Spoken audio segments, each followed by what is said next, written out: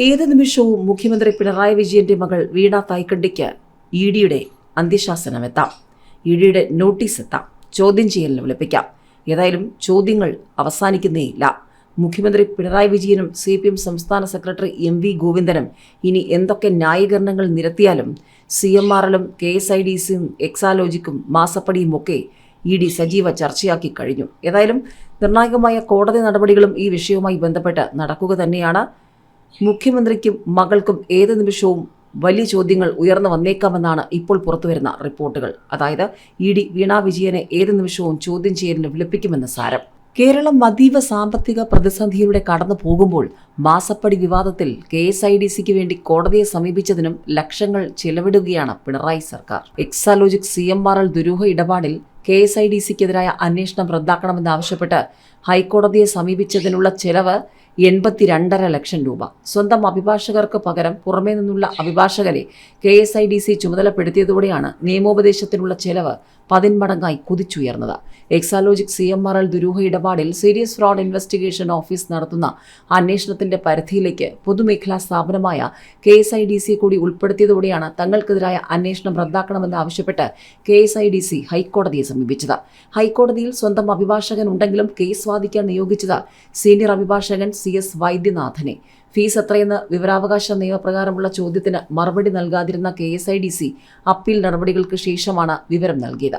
3 സിറ്റിംഗിന് നൽകിയത് ആകെ 82.5 ലക്ഷം രൂപ. 2022-2023 സാമ്പത്തിക വർഷത്തിൽ ആകെ 4 ലക്ഷം രൂപയാണ് നിയമോപദേശത്തിനായി ചെലവാക്കിയിട്ടുള്ളത്. കഴിഞ്ഞ 2 വർഷമായി KSIDC യഥാക്രമം 59 കോടിയും 76 കോടിയും ലാഭത്തിലെന്നും വിവരാവകാശ മറുപടിയിലുണ്ട്. മാസപ്പടി കേസിലെ അന്വേഷണത്തിനെതിരായ CMRLന്റെ ഹർജിയിൽ കമ്പനികാര്യ മന്ത്രാലയത്തിന് ഡൽഹി ഹൈക്കോടതിയുടെ നോട്ടീസ്. SFIOയ്ക്കും ആദായ നികുതി വകുപ്പിനും കോടതി നോട്ടീസ് അയച്ചു. മന്ത്രാലയത്തിന്റെയും SFIOയുടെയും അന്വേഷണം റദ്ദാക്കണമെന്നാണ് CMRL നൽകിയ ഹർജിയിലെ ആവശ്യം. ഹർജി അടുത്ത മാസം 7-ന് കോടതി വീണ്ടും പരിഗണിക്കും. അതേസമയം CMRL എക്സാലോജിക് ദുരൂഹ ഇടപാടിൽ മുഖ്യമന്ത്രിയുടെ മകൾ വീണ വിജയനെ ചോദ്യം ചെയ്യാനൊരുങ്ങി ഇഡി. CMRL ജീവനക്കാരെ 24 മണിക്കൂർ നീണ്ട മാരത്തോൺ ചോദ്യം ചെയ്യലിന് ശേഷമാണ് ഇഡിയുടെ പുതിയ നീക്കം. Finance chief general manager P. Suresh Kumar, മുൻ കാഷ്യർ KM വാസുദേവൻ എന്നിവരെയും ഇഡി ചോദ്യം ചെയ്യുകയാണ്. ചോദ്യം ചെയ്യലിന്റെ പേരിൽ ഇഡി ഉദ്യോഗസ്ഥർ പീഡിപ്പിച്ചെന്ന് കാണിച്ച് CMRL ജീവനക്കാർ ഹൈക്കോടതിയെ സമീപിച്ചു.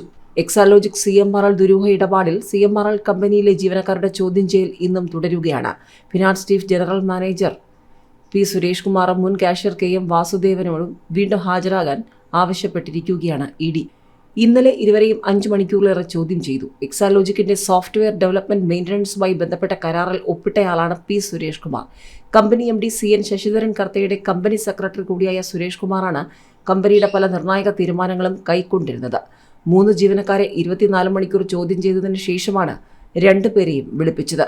ഏതായാലും മുഖ്യമന്ത്രി പിണറായി വിജയന്റെ മകൾ വീണ വിജയൻ ഉൾപ്പെട്ട മാസപ്പടി കേസിൽ CMRL ഉദ്യോഗസ്ഥരെ ഇഡി ചോദ്യം ചെയ്യുന്നത് മണിക്കൂറുകളോളമാണ്. തിങ്കളാഴ്ച രാവിലെ ആരംഭിച്ച ചോദ്യം ചെയ്യൽ ഇന്നലെ രാവിലെ 11-നാണ് അവസാനിച്ചത്. ഇഡി പേടിയിൽ ചോദ്യം ചെയ്യലിന് തുടർച്ചയായി ഹാജരാകാതെ ഒഴിഞ്ഞു മാറുകയാണ് CMRL MD ശശിധരൻ കർത്ത. ഇന്നലെ ഹാജരാകാൻ വീണ്ടും സമൻസ് നൽകിയെങ്കിലും ഹാജരാകാതെ കോടതിയെ സമീപിക്കുകയായിരുന്നു. ഏതായാലും ചോദ്യം ചെയ്തവരുടെ മൊഴികളുടെ അടിസ്ഥാനത്തിലായിരുന്നു CMRL MDക്ക് വീണ്ടും ഇന്നലെ ഹാജരാകാൻ സമൻസ് നൽകിയത്. IT സേവനങ്ങൾ എക്സാലോജിക്കിൽ നിന്ന് ലഭിച്ചതായി CMRL ഉദ്യോഗസ്ഥർ മൊഴി നൽകിയിട്ടില്ല. കരാർ മാത്രമെന്നാണ് വിശദീകരണം. ചോദ്യം ചെയ്യൽ സംബന്ധിച്ച് പ്രതികരിക്കാതെയാണ് ഉദ്യോഗസ്ഥർ മടങ്ങിയത്. ഇതിനിടെ മാസപ്പടി കേസിൽ SFIO ഇടക്കാല റിപ്പോർട്ട് മെയ് അവസാനം സമർപ്പിക്കും. KSIDCയിൽ നിന്ന് പിടിച്ചെടുത്ത രേഖകളുടെ പരിശോധനയും തുടരുകയാണ്. മൊഴിയെടുപ്പിനായി കൊച്ചിൻ മിനറൽസ് ആൻഡ് റോറ്റൈൽ ലിമിറ്റഡിലെ ഒരു വനിതയുൾപ്പെടെ 3 ഉദ്യോഗസ്ഥർക്ക് കൊച്ചി എൻഫോഴ്സ്മെന്റ് ഡയറക്ടറേറ്റിന്റെ ഓഫീസിൽ കഴിയേണ്ടി വന്നത് 1-2 24 മണിക്കൂറാണ്. ഒരു പകലും രാത്രിയും നീണ്ട മൊഴിയെടുപ്പിനൊടുവിൽ ഇവരെ വിട്ടയച്ചത് ചൊവ്വാഴ്ച രാവിലെ 11:30.